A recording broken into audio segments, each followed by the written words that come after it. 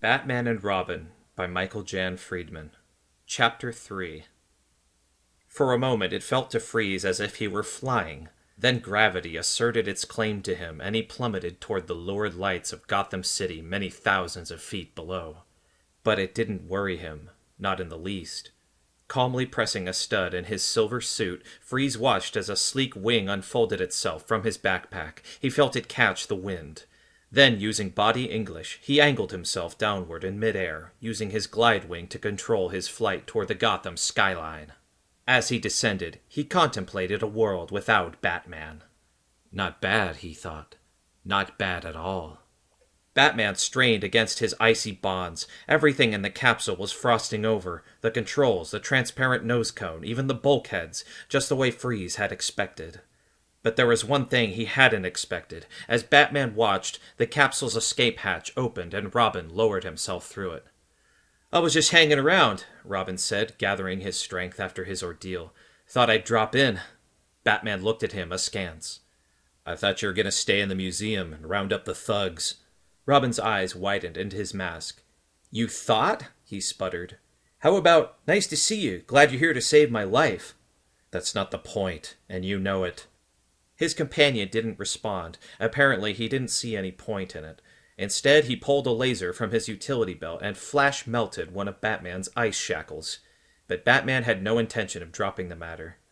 "When we get home, we're going to have a little interpersonal communication workshop, just the two of us." Robin sighed and flash melted the other ice bonds. One at a time, Batman rubbed his wrists, finally free. "So," said Robin, changing the subject, "is it kind of cold in here, or is it just me?" Batman glanced at the altimeter again. They were at 20,000 feet and still ascending. Ice was forming everywhere. He imagined he could feel it stiffening his joints, thickening his blood.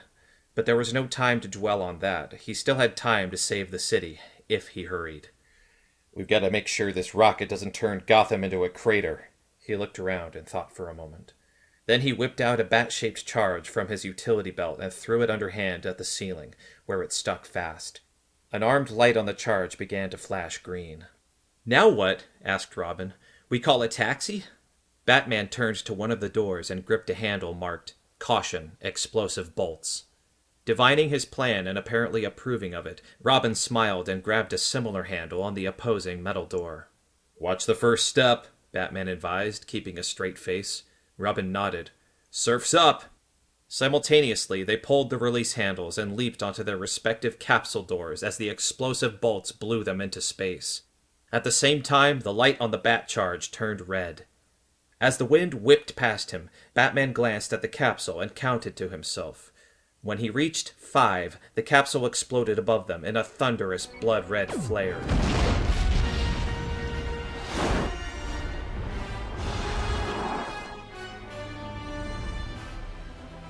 Sizzling debris rained down on them, but he and his protege managed to avoid it as they skyboarded down on their capsule doors. So much for making a crater out of Gotham, he thought. With luck, the remnants of the capsule would drift out to sea on the wind, where they wouldn't hurt a soul. Below them, Freeze was zigzagging to Earth, the diamond called the second son of the Sudan in his hand, and to Batman's chagrin, he had a rather healthy head start. Freeze wasn't expecting a sudden explosion in the starry heavens above Gotham, but as soon as he heard it, even before he looked up and saw its fiery aftermath, he knew what it meant. He had underestimated Batman, again. And Robin as well, it seemed. Somehow both the crime fighters had survived and were coming after him. He grunted appreciatively. On the doors of the obliterated capsule of all things. Still, Freeze wasn't perturbed. He still had his cryogun and his wits. With both those very formidable weapons in his arsenal, he was confident he would yet carry the day. It wouldn't be easy. It never was with those two. But in the end, Freeze would triumph. Batman negotiated the wind currents with apparent abandon, his cape fluttering behind him, taking chances that might have been ill-advised under other circumstances. But unless he sped up the pace of his descent, he wouldn't have a prayer of catching up with Freeze, who had already dropped below the tops of the city's highest skyscrapers. Robin was right with him, taking the same chances, but then the boy had been a trapeze artist. His entire family had been comprised of trapeze artists. Working without a net was second nature to him.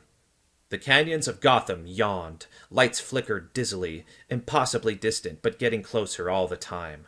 Throwing his weight to the left, Batman avoided a turret as he plummeted after Freeze.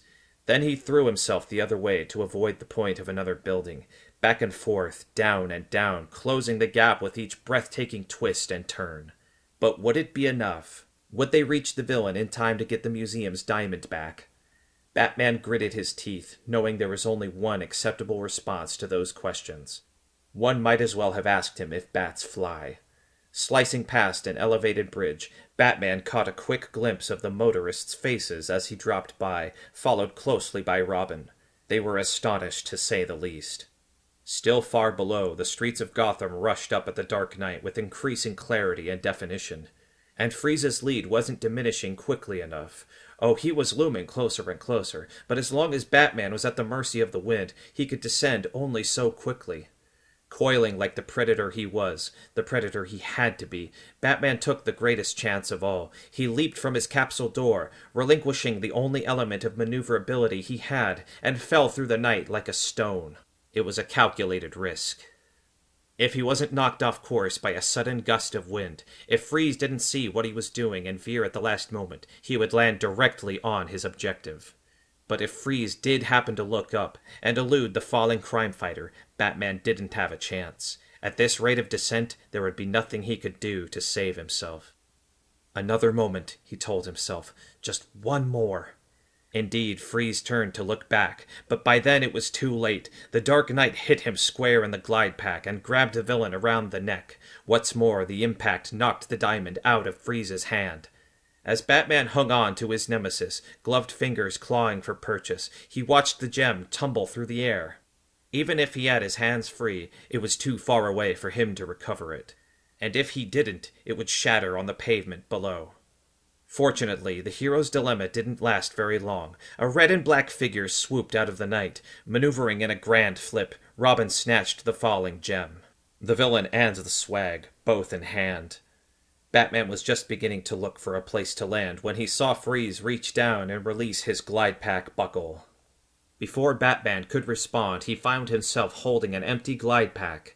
Freeze himself was dropping unassisted toward the giant, smoking chimney of a towering industrial complex. Finger Foods, he thought, one of the bigger businesses in the city not owned by Wayne Enterprises.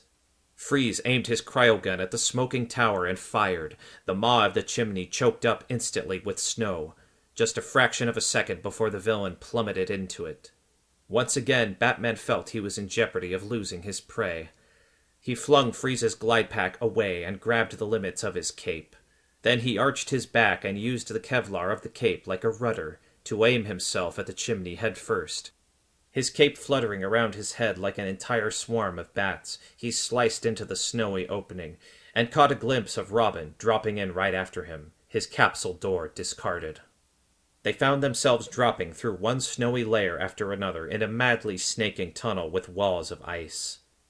Batman could see Freeze up ahead of them, firing as he fell, but nothing more. Still, the chimney wouldn't go on forever. They had to break their fall before their fall broke them. Pulling out his bat grapple equipment, Batman made sure Robin saw what he was up to, then fired. Almost simultaneously, 2 grappling hooks hit the icy inner surface of the chimney and caught. Gripping his tether with both hands, the Dark Knight managed to hang on as the line went taut, and nearly tore his arms out of their sockets. But a layer of ice, no matter how thick, just wasn't the ideal medium for a grappling hook. The sudden tug of his weight on the line jerked the bat grapple free of the ice. Batman fell, albeit not as quickly, into icy darkness. Somehow he landed on his feet. Robin came to earth a heartbeat later. Then they heard the clatter of their grappling hooks hitting the ground. They were in a long submarine-like corridor, or at least that's what it looked like. Actually, Batman guessed, it was the basement of the Finger Foods complex. Robin grinned at him in the murky light of an overhead bulb. "Cool," he said. "Can we do that again?"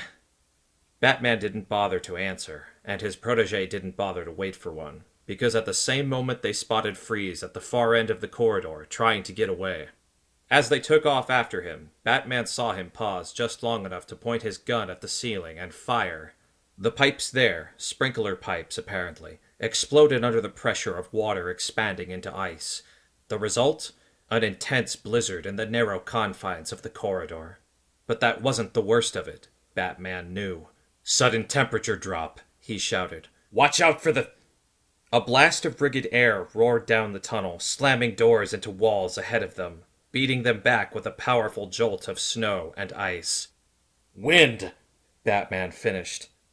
He and Robin whipped their capes over their wind-burned faces and pushed forward, fighting their way through the howling force of the storm. They went through the doors ahead of them one by one.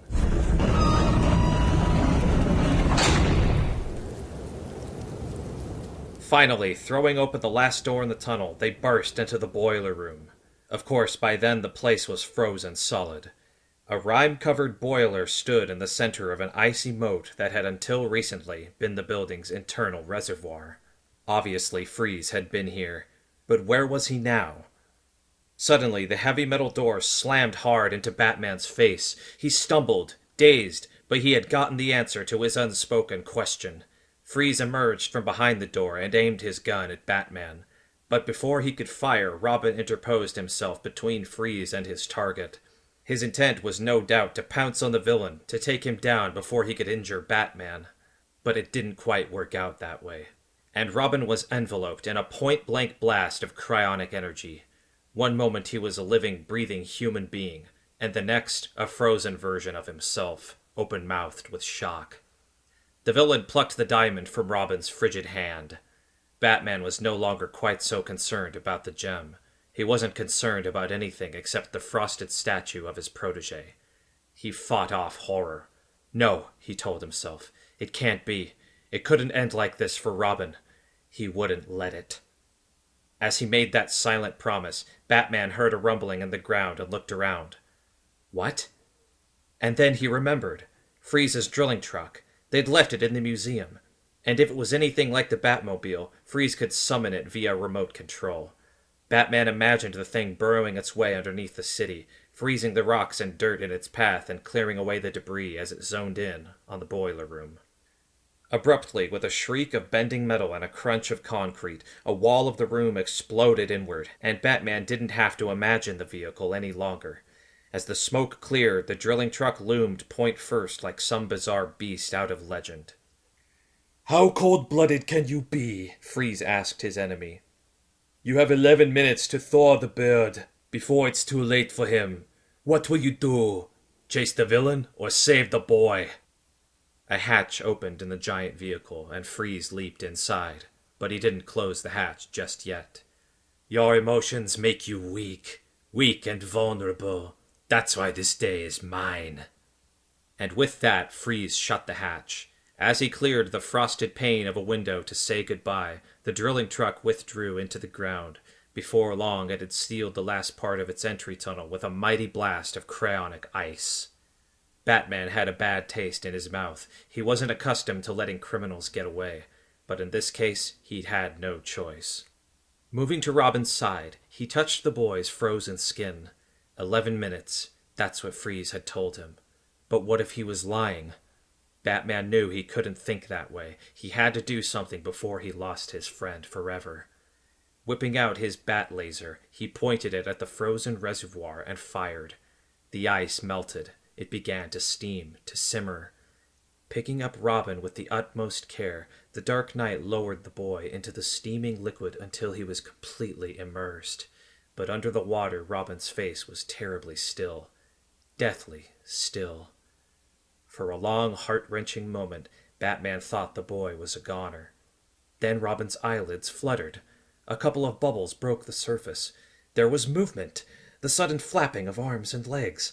Batman dragged the boy up until his head broke the surface. Robin coughed out water, took a wheezing, wet breath, and did it again. He looked weak, drained of energy. But he was alive. Then he clutched at Batman's hand and asked him something, but he was still gasping too hard to be understood. "Say again?" Batman asked. Robin looked up at him. Did we get him?" The older man scowled beneath his mask. He didn't think his protege was going to like the answer.